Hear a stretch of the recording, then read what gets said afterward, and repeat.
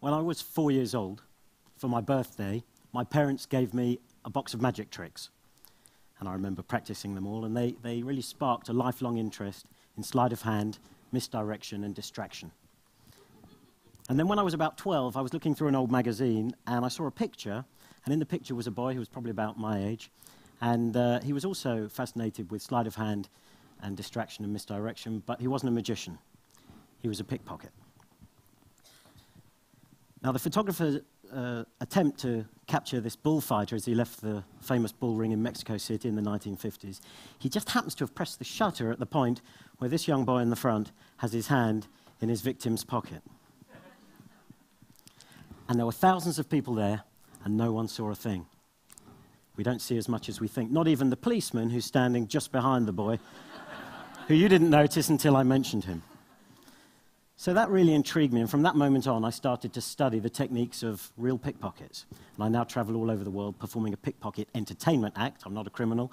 I give it all back around the world. And I also work with police forces and security companies and individuals so that people can avoid becoming victims. And I'd like to share with the TED audience some techniques so you can avoid becoming victims, but I don't have time. The best defense, I can tell you, is distance. And with that in mind, it's perhaps brave that two people have been pre-selected to join me on stage. Perhaps you join me now, wherever you are. I know there are two people who are going to join me. I have seen them outside, but I haven't met them before today, and they don't know what's about to happen. But give them a nice round of applause as they join me on the stage. Thank you. Walk quickly. I'm on a clock. Nice to meet you. And your name is again? Jeremiah. Jeremiah and? Richard. Richard. It's nice to know you, Richard. Jeremiah, do you carry very much in your pockets? I can see already. Something in every pocket. I mean, something pickpockets have to do is identify what you... Oh, you have an iPhone here. What do you have on this side over here? Anything at all? Keys. Okay, and on the inside, a wallet maybe? I've got a wallet. And on this side, inside, anything? And I've got a program from today. Okay, and do you have much in your pockets? Yeah, quite a lot. Okay, one or two things. This is called fanning the mark, where they check and see what you have. Perhaps I could stand you in the middle, Richard, and face me.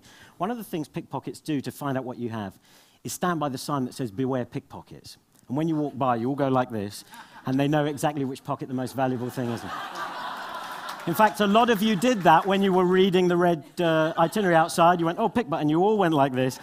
That is why I came to choose the two of you. You were patting quite a lot. Face me if you would, Richard.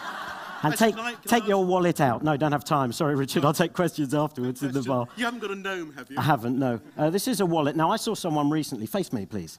That's it. I saw someone recently in a shop in Knightsbridge. He took out his card, put it into the machine, typed in the PIN number, and as he was typing it in, someone very suspicious sidled over and looked at the number and made a note of it on a mobile phone keypad. It's called shoulder surfing. You should always cover your number when you type it into an ATM or a machine.